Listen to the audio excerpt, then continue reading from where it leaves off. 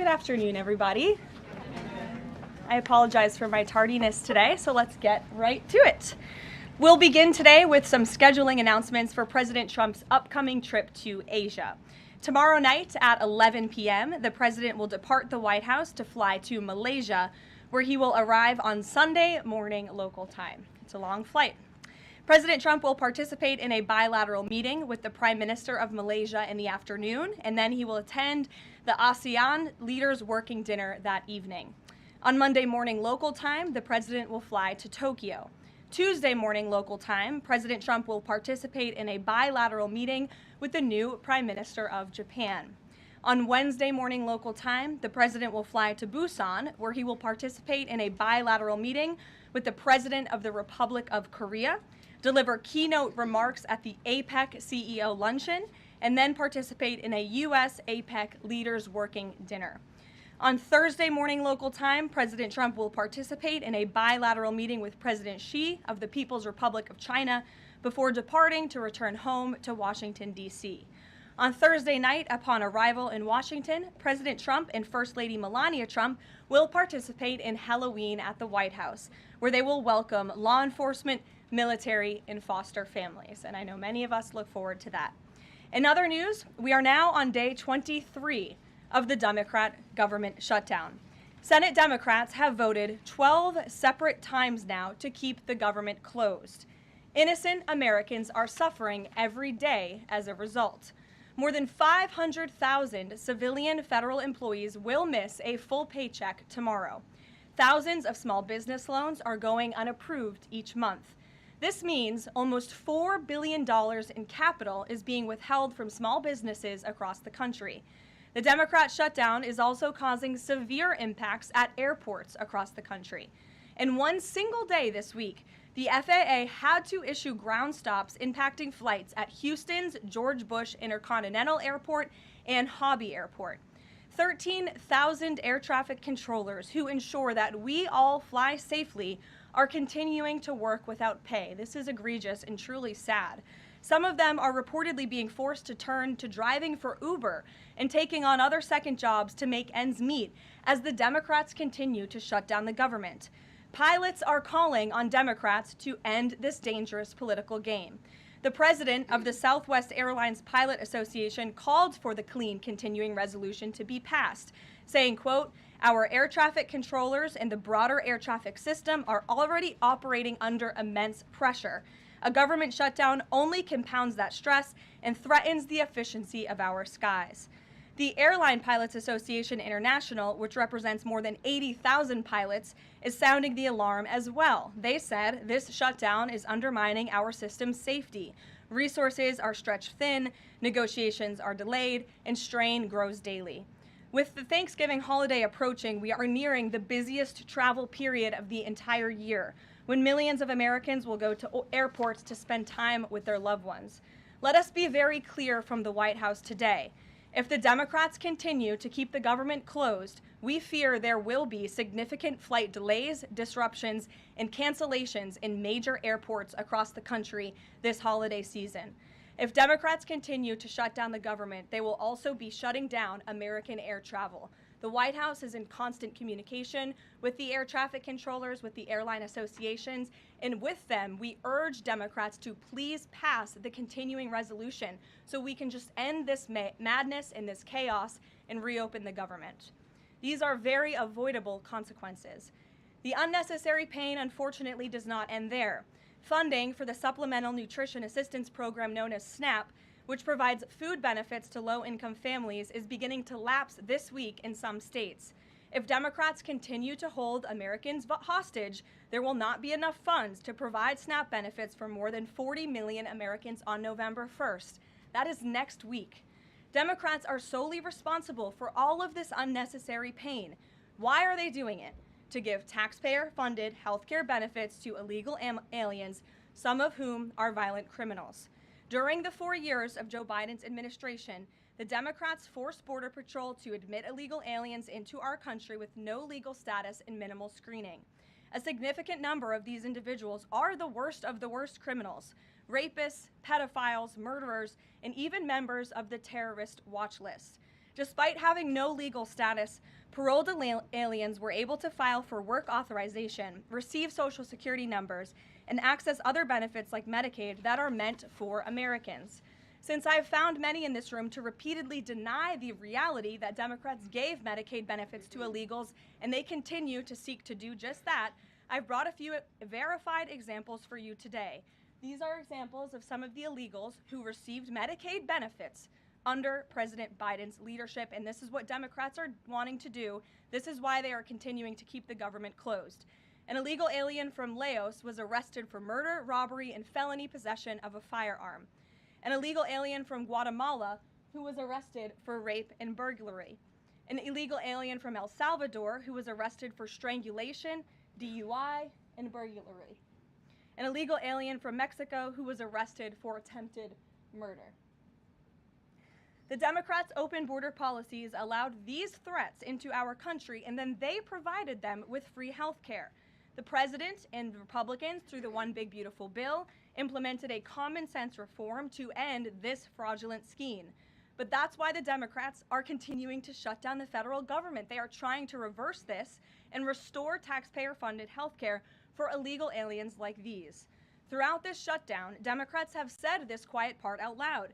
Senator Chuck Schumer, the leader of the caucus that is refusing to open the government, said, quote, "Every day gets better as the shutdown continues." Ask the air traffic controllers if every day is getting better, Senator Schumer, and they will tell you absolutely not. House Democrat Catherine Clark said, "There are going to be families that are going to suffer. We take that responsibility seriously, but this is one of the few leverage points that we have." Here is a House Democrat who is admitting that they are using Americans who are suffering as political leverage. And Senator Bernie Sanders said, "If you reopen the government, we lose our leverage." This is pure partisan games. A senior Democrat aide said the party will not end the shutdown, quote, "short of planes falling out of the sky." That is truly a disturbing statement. The Democrats clearly don't care about this suffering. They care about playing political games against President Trump, and this dangerous charade needs to end. The president and Republicans' position has been clear and unchanged. Pass a clean, nonpartisan funding bill to reopen the government. And then we can talk about all of the partisan issues that the Democrats wish to. If you're watching at home, we urge you to call your Democrat senators and tell them to put our country over their party and reopen the government today. Here in our new media seat, we have Brittany Gibson of Axios. Brittany, why don't you start us off for our Q&A today? Thank you for being here. Two questions, if I may, Caroline. First is, we understand that the president and Republicans will not negotiate on ACA extensions until the government reopens. If and when that happens, what does the president think should be, or what are his plans for preventing rising healthcare costs for Americans? It's a very good question, and I'll leave that to the president to negotiate that when Democrats vote to reopen the government. When it comes to lowering healthcare costs, the president is deeply committed to this. It's why he has spent so much time and effort negotiating with Big Pharma to lower the healthcare costs of prescription drugs. All of you have been in the Oval Office for multiple different announcements. We've had these most favored nations deals with these large pharmaceutical companies committing to lowering drug costs in this country. So it's something the president wants to do. And Brittany, one more point. I'll just point out the irony in Democrats holding the government and the American public hostage over a healthcare system that they created. The healthcare system was called Obamacare. Why? Because Democrats and President Obama implemented. And Republicans have always said it's a broken system, yes, but they caused it, and now they want to shut down the government to fix it. We need to open the government, and then we can have these very important conversations about healthcare. And the second, on H-1Bs and foreign students, during the campaign, President Trump said he wanted to make it easier for foreign students to work at U.S. companies, staple a green card to every diploma. But the changes from several agencies now on H-1Bs are adding more obstacles to that. The administration is being sued over those changes. Can you explain the changes in the president's thinking on H-1Bs? The administration will fight these lawsuits in court. The president's main priority has always been to put American workers first and also to strengthen our visa system. We know for far too long the H-1B visa system has been spammed with fraud, basically, and that's driven down American wages. So the president wants to refine this system, which is part of the reason he implemented these new policies. These actions are lawful, they are necessary, and we'll continue to fight this battle in court. Garrett.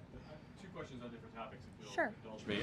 On the pardon of Changpeng Zhao, and apologies if I'm mispronouncing that name, Binance has significant business interests with World Liberty Financial, the president's family's crypto company. How do you respond to the allegations from Democrats that this is a corrupt act? I would respond and say the president is exercising his constitutional authority to grant clemency requests. And the president and the White House have a very thorough examination of every pardon request that comes to the president's desk. It is thoroughly reviewed by the White House Counsel Office, and I spoke with our great White House counsel about the pardon after it happened. This was an overly prosecuted case by the Biden administration. Even the judge in the case admitted that the Biden administration was pursuing a egregious over-sentencing of this individual, and the previous administration was very hostile to the cryptocurrency industry. So the president wants to correct this overreach of the Biden administration's misjustice, and he exercised his constitutional authority to do so. And to the Democrats, I would just say there's nothing more corrupt than what President Biden did on his way out the door, pardoning his extremely corrupt son and many of his associates.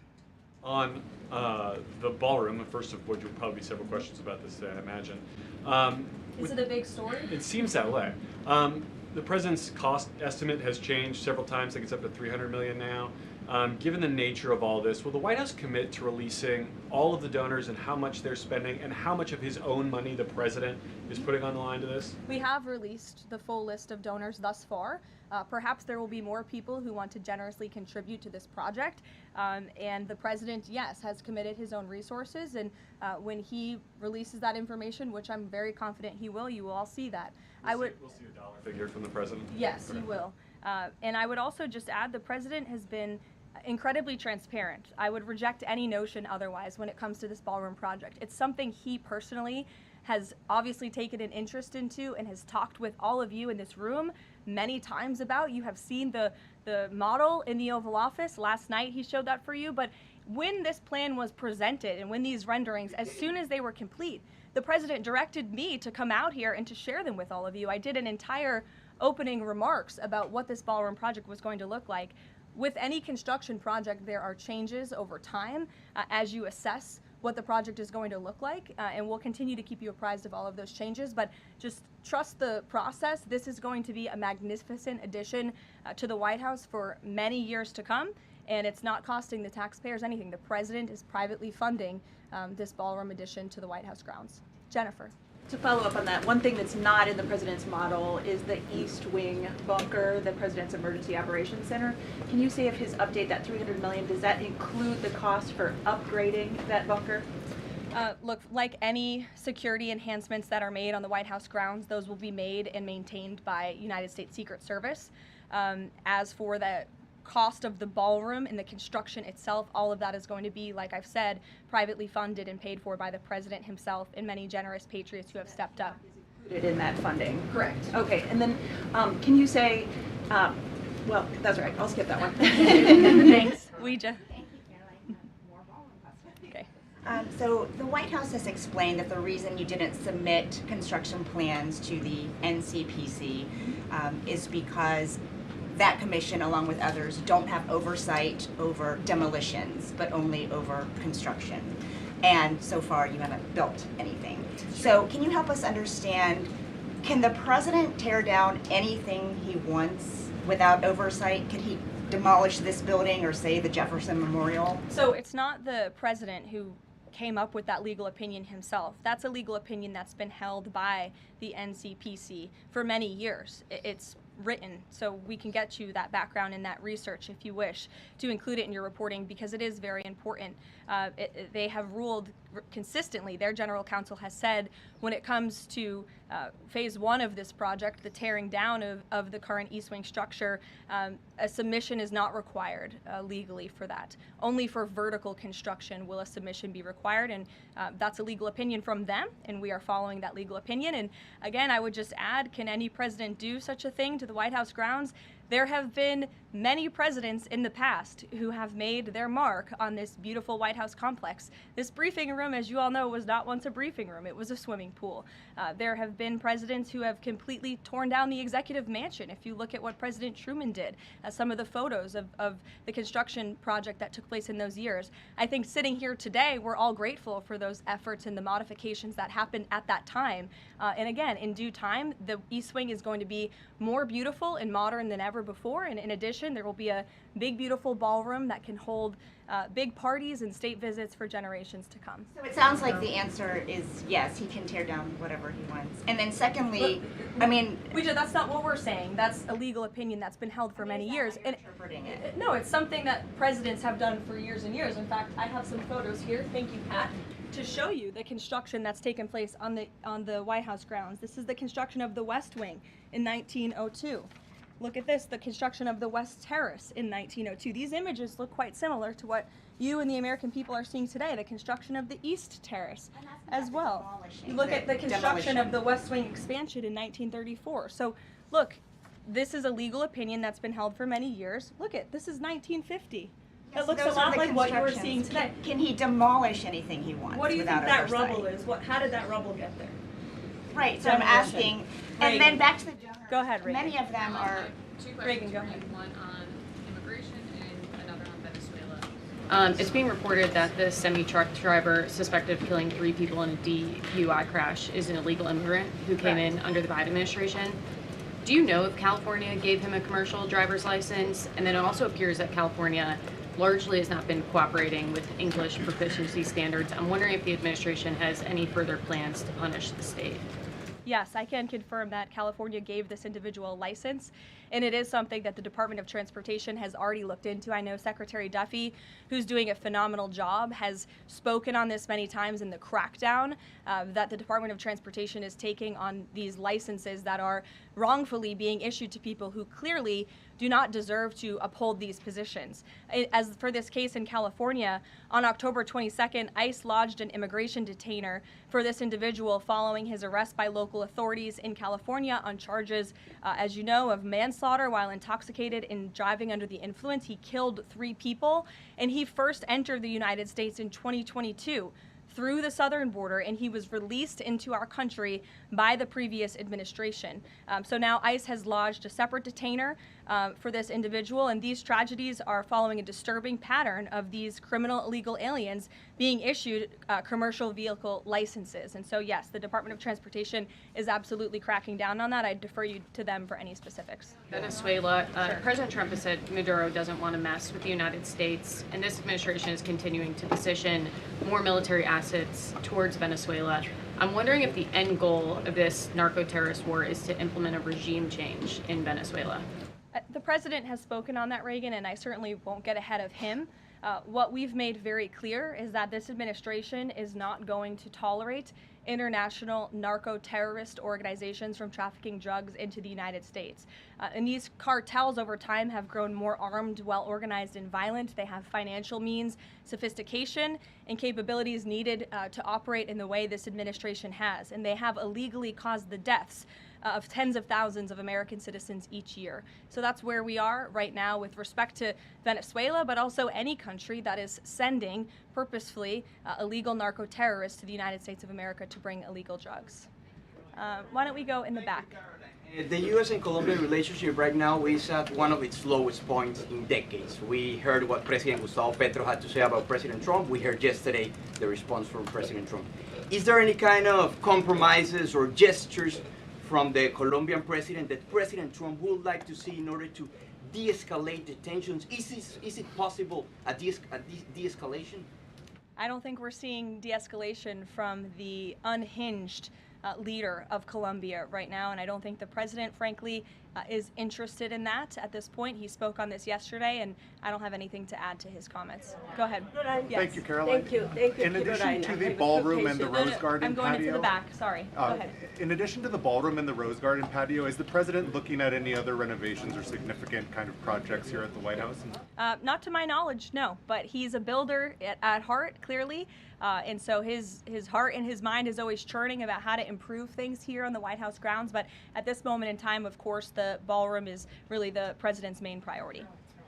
Kristen. Yeah, thank you. Last week, President Trump announced that he had a productive call with Vladimir Putin. They scheduled a meeting in Hungary.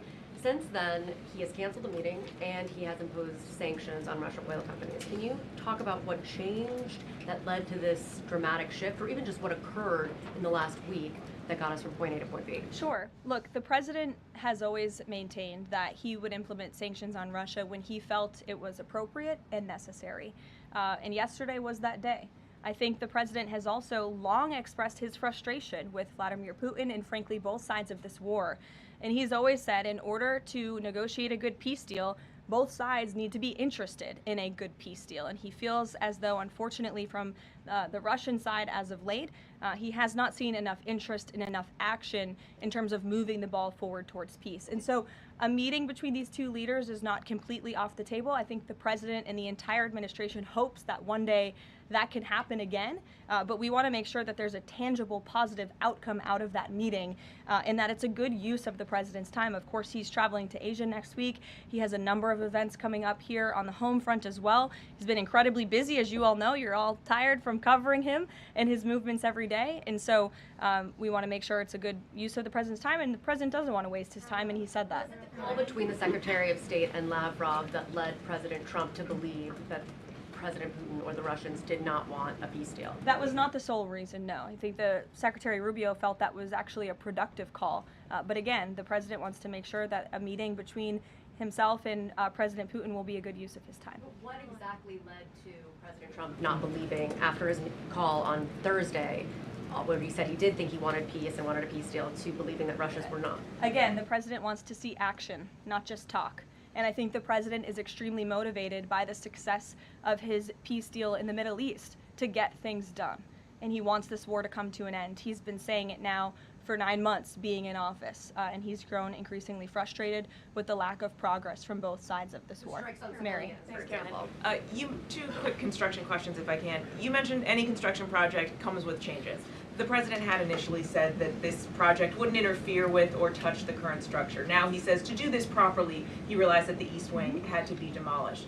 This is the people's house. Why not inform the public of that change and when it was decided that the East Wing would have to be demolished?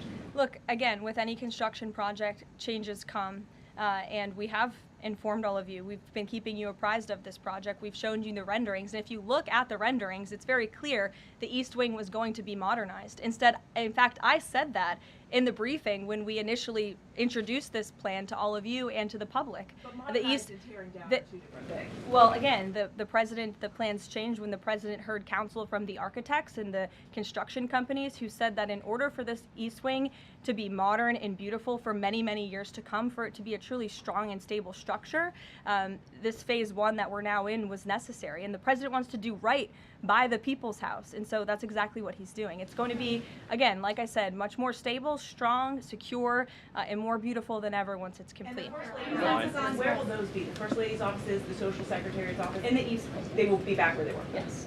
Thank you. Cattle ranchers who supported the president's election have raised some concerns about plans to import beef from Argentina.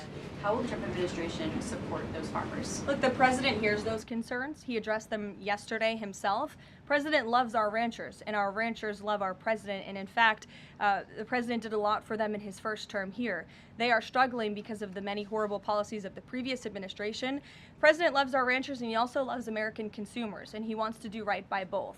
So the immediate solution to the problem of the rising cost of beef, president wants to bring that down as we have to increase our supply. And so that's what he's doing with respect to these imports. But the president also is looking out for our ranchers with a long-term plan that was released by the Secretary of Agriculture yesterday. It's a 3-part plan. It's very extensive and detailed. I would encourage all of you to read through it. But there's really 3 points to this plan that the president has agreed upon and has entrusted Secretary Rollins to implement. Number 1, strengthening U.S. cattle production through increased grazing access, endangered species reforms, enhanced disaster relief, increased access to capital, and reducing costs for new and young ranchers. We want to incentivize more Americans to get into this noble profession, lowering long-term costs by cutting inspection costs, increasing market options for consumers with product of USA labeling, and ensuring consumers know that they are eating American beef. It's a good incentive for the American consumer.